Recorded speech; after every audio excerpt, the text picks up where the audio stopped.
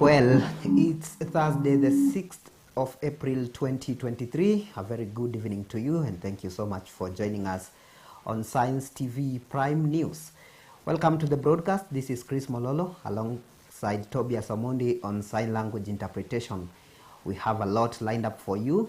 Our day's top stories, of course, and the Money Matters segment, we will be talking about SACCOs. We are ending this series of SACCOs.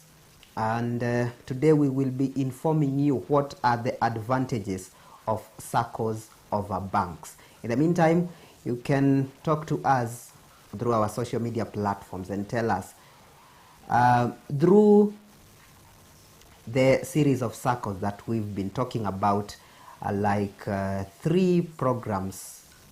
Why do you need to save in a SACCO? Why do you think it's important to save in a SACCO?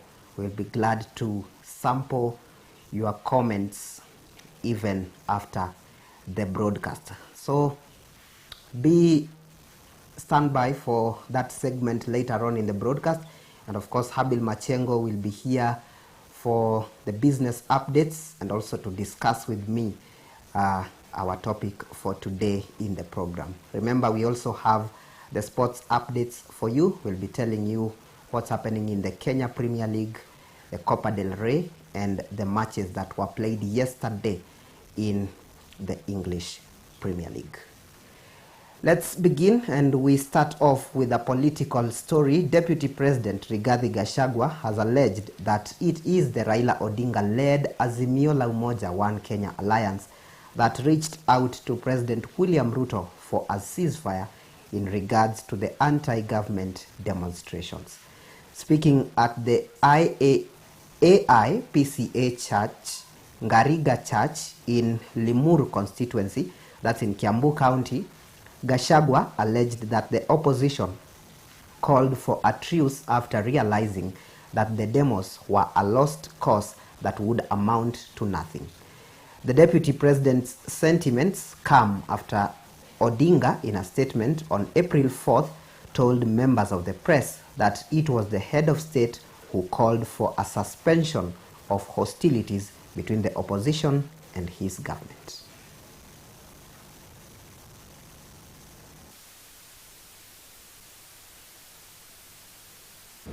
Let them have discussions. These people reached out to our president. They said they have reached a dead end. They want an exit strategy. The president said, fine, go and discuss your issues in parliament. No problem. President called us and told us, we said, fine. Call off the protests, go and talk in parliament. Fair enough. Go and discuss. Within the constitution, within the law. They are threatening to go back to the streets. No problem. The streets are there. They have gone nowhere. We are there. We have gone nowhere. But I want to say, like I said last Saturday, no one, and I repeat, no one will destroy any property belonging to the people of Kenya. It will not happen. The Azimio la Umoja One Kenya coalition has agreed to the parliamentary process in the bipartisan approach to reconstitute the Independent Electoral and Boundaries Commission, IEBC. During the coalition's parliamentary group meeting held in Machakos today, the Raila Odinga-led coalition named the 7-member team who will agitate for their reforms in the committee. Among those who will represent the Azimio coalition in the committee that will draw lawmakers from the 2 opposing political sides include Ledama Olekina, Edwin Sifuna, Millie Odhiambo, Enoch Wambua, Amina Mnyazi, David Kosing, and Otiende Amolo. According to demands made by the Joint Task Force, it shall present its report to Parliament within 30 days of its establishment. In a statement, Odinga threatened that should the talks fail, then they will be forced to go back to the streets.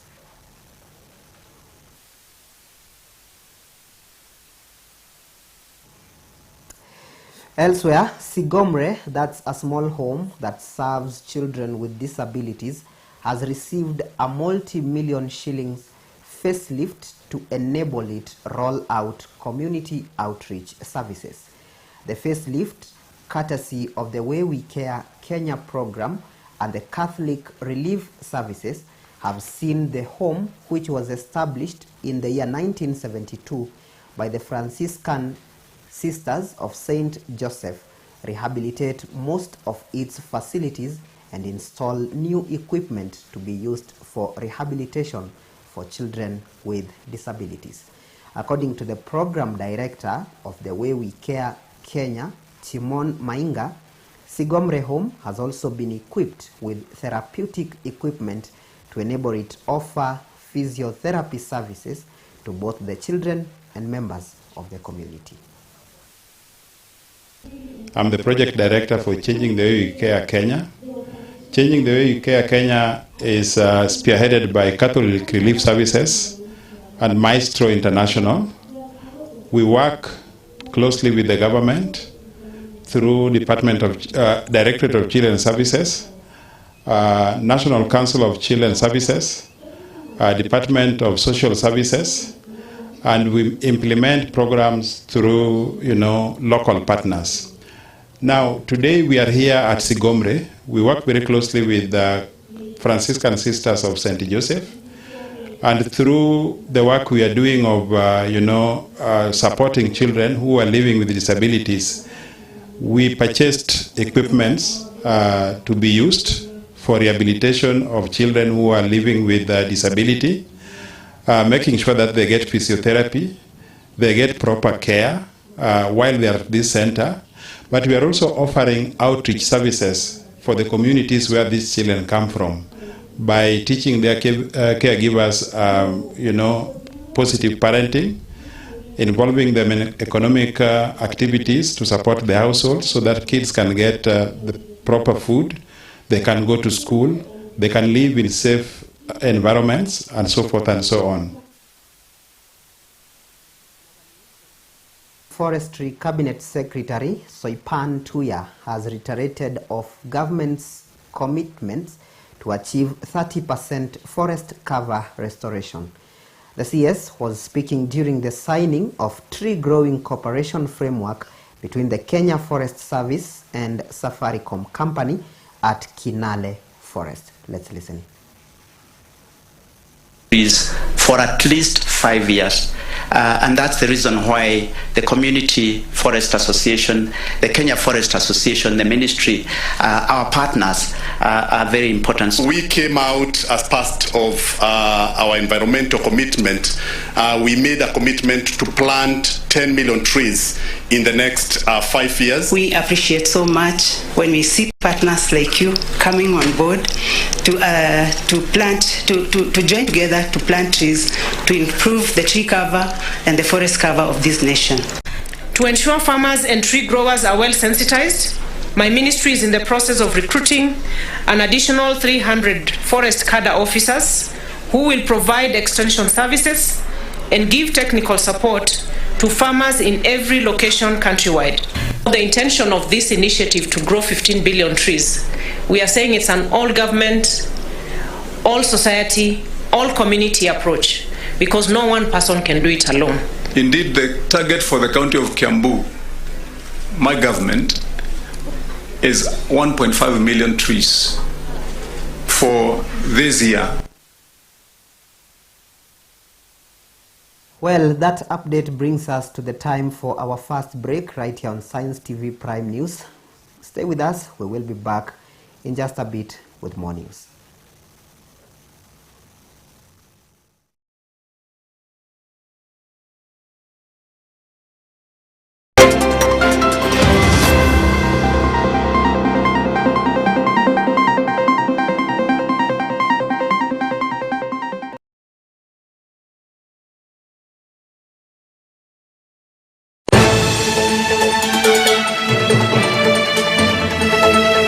Audio Jungle. 2011, Science Media Kenya Limited was formed, and in 2015, we officially applied to the Communications Authority of Kenya to run a television station broadcasting in sign language. Operating on a social enterprise model, our objectives are to propagate social, economic, political, and talent development of persons with disabilities. Uniquely, Science TV has enabled many persons with disabilities to harness their talents by supporting their creativity and by extension reducing discrimination, social stigma, and boosting their self-esteem. 60% of our employees are persons with disabilities. With this talent pool, we have emerged as winners in several international and national awards. We were the first runners-up in the Communications Authority of Kenya 2018-2019 KUSA Awards.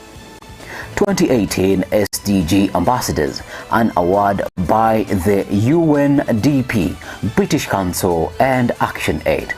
2019 Disability Inclusion Corporate Champion in the DIARA Awards, and we also are among the top 50 ranked solutions by the Youth Sustainable Development Solutions Network, and we featured in the Youth Solutions Report 2019. And in 2020, we were awarded at the Zero Conference 2020 as the best tool to support communications.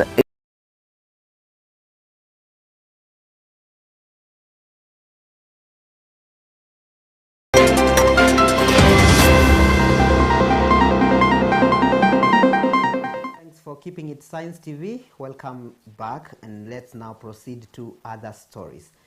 Maternal health services in Kiambu County are set to be more accessible with construction of an integrated maternal, newborn and child health facility at Makwa village in Gatundu North. The 12.8 million shillings development is expected to go a long way in giving the village that has defied state war against illicit brew a new face.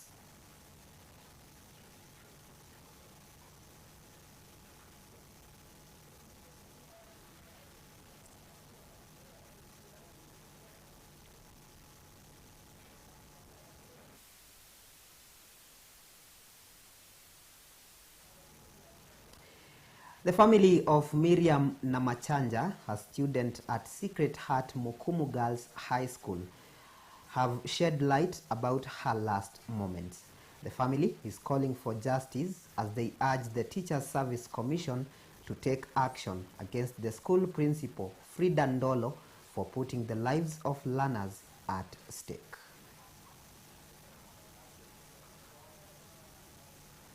Hiyo shule ivunjiliwe mbali, wachague bodi ingine hiyo inaendesha shule pamoja na mwalimu mkuu. Inatakana ifanye compensation hiyo, sababu tutasema kosi inatokea huko shuleni, sio huku kwetu, ama sisi sio wazazi ndio wote na leta hiyo shule, sababu hiki sio kisa cha kwanza. Kuna hii visa huwa inafanyika tu kwa kila mwaka. Every year lazima watoto wanakufa wawili watatu mpaka kwa wanafunzi waine hivi. Vile tulienda huko nilishangaa na hiyo shule, hata niliambia baba yake vile tulikuja, nikasema na hiyo shule kweli afya usafi iko chini kabisa. Tumeenda ukifungua kila choo imejaa hii ya kuflash, imejaa mpaka hata imemwakika chini, na mwanafunzi anatoka huko na maji ya 3 liter atamwakilie tu hivi na mikono ndio yote iishe, hiyo chafu iishe. Nikasema kweli maji 3 liter mtoto ametoka huko mmoja anaweza mwakilia hii chafu yote iende. Lastly, the Cabinet Secretary for Cooperatives and Micro and Small Medium Enterprises, Simon Chelugui, has emphasized the critical role played by MSMEs towards national economic growth. According to the CS, the micro, small and medium enterprises sector was the backbone of the Kenyan economy, having created employment to over 13 million people with a value output of 3.3 trillion shillings, making it a high priority segment in realization of the government's agenda for bottom-up economic transformation. All right, and that story ends our news updates, but of course we still have more for you, the sports updates and the Money Matter segment. Habil Machengo will be here in just a bit with some business updates, but we are taking another short break. When we come back, we shall be telling you what's happening in the world of sports. See you shortly.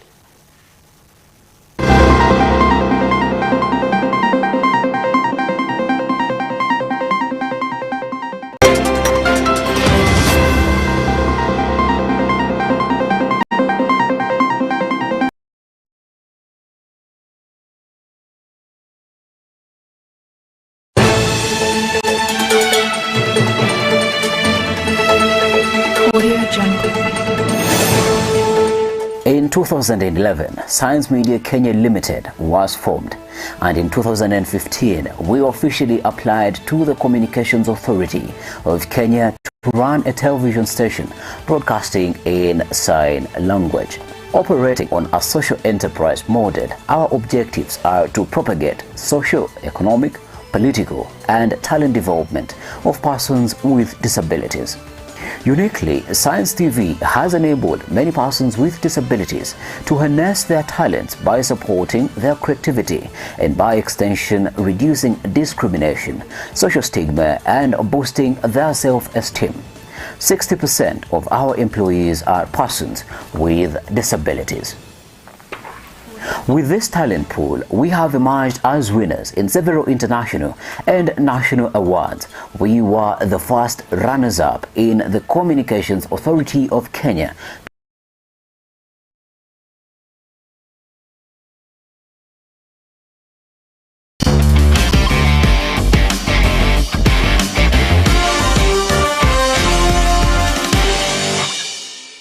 Right, time now to get sporty. Current KPL champions Tusker FC celebrated a late 1-0 win over resilient AFC Leopards at the Nyayo Stadium.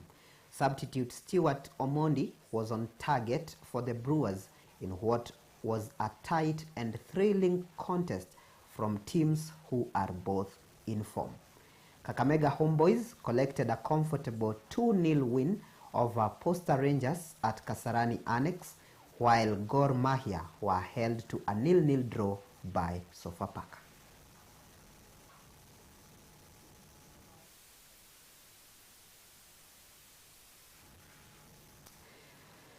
Moving on, Manchester United got back to winning ways after Marcus Rashford scored the only goal against Brentford at Old Trafford. Eric Ten Hag's side needed a win to bounce back from a run of poor performance, and a dominant 1-0 win over Brentford was a good opportunity. Elsewhere, Newcastle thrashed West Ham 5-1, cementing their place in top 4 of the league. Both Callum Wilson and Joe Linton scored twice, while Alexander Isaac added to the tally, with Kurt Zuma finding one for West Ham. The win has Newcastle in the 3rd position, sharing points with Manchester United at 53. And now to our last sports update. Karim Benzema scored a second-half hat-trick as Real Madrid routed Barcelona to reach the Copa del Rey finals. Trailing 1-0 from the first leg, Madrid leveled the tie through Vinicius Jr.